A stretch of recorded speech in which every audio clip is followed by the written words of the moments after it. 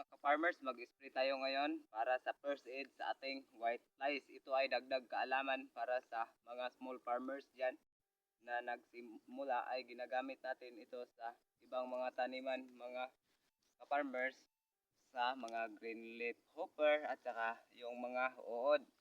Pero sa ngayon, ang ating kalaban mga ka-farmers ay yung matitindi mga ka-farmers, yung white flies mga ka-farmers. Yan mga ka-farmers.